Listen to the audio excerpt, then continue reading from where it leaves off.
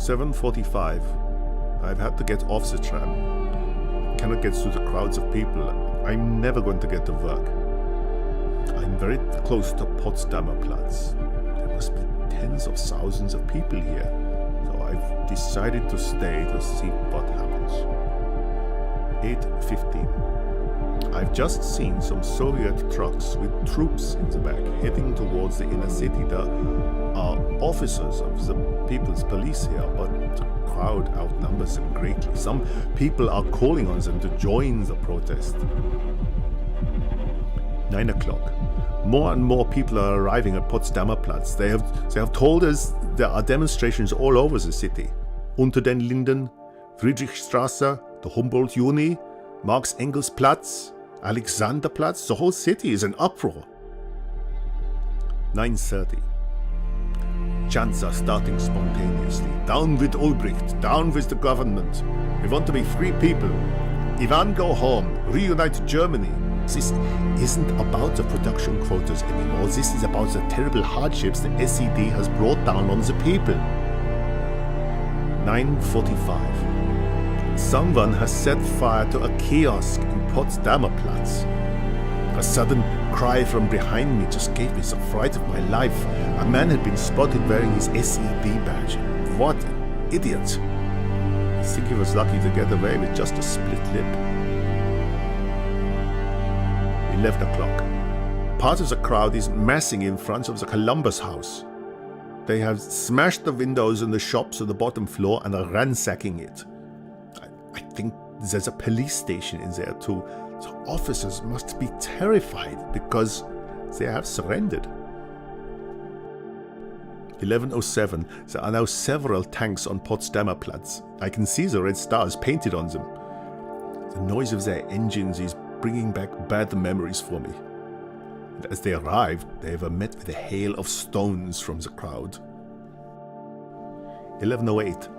Many people are just standing, gawping at them.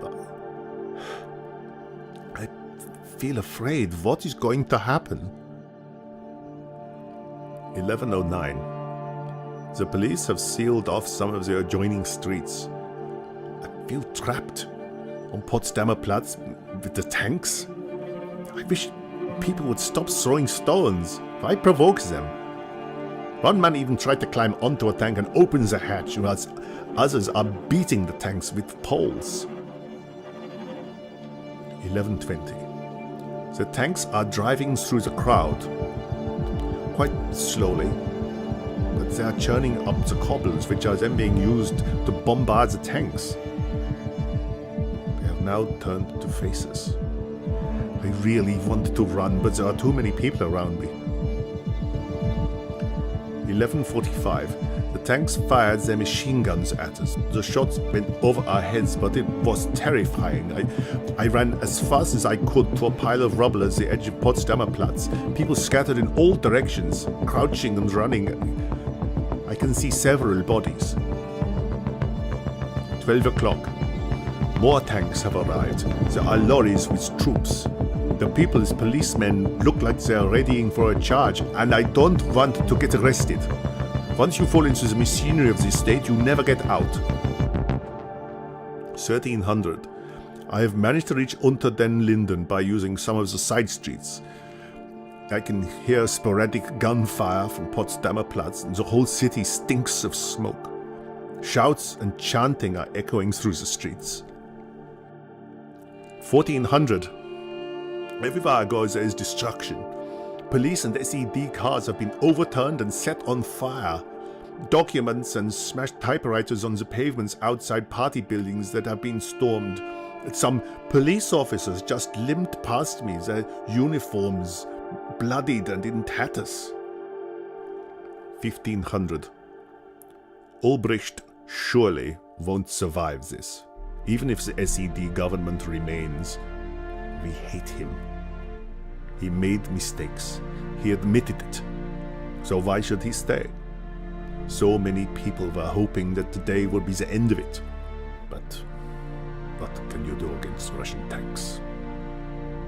1510. Why aren't the West helping us? They're just a few hundred meters away. What the hell are they doing? Are they going to leave us to the mercy of Russian bayonets? 1600. I'm nearly home now. I met Eva from the office on the way. She was on Alexanderplatz this afternoon. Apparently there was a lot of violence in front of the police HQ there. People tried to storm it, but they were forced back. 1700. I am now home and listening to Rias. They are saying the Russians have declared a state of emergency. Rias is advising everyone in East Berlin not to do anything to provoke the authorities. 1900. Everyone in our block is talking about what happened. Apparently, the Columbus house has been burned down, and someone was run over by a tank on Unter den Linden. Other people have been killed. 1902. Herr Renner, next door to me, we call him Red Renner because he loves the party. The unrest was caused by fascists and CIA agents from West Berlin. I don't believe that's for a second. But one thing is for sure. It's over now.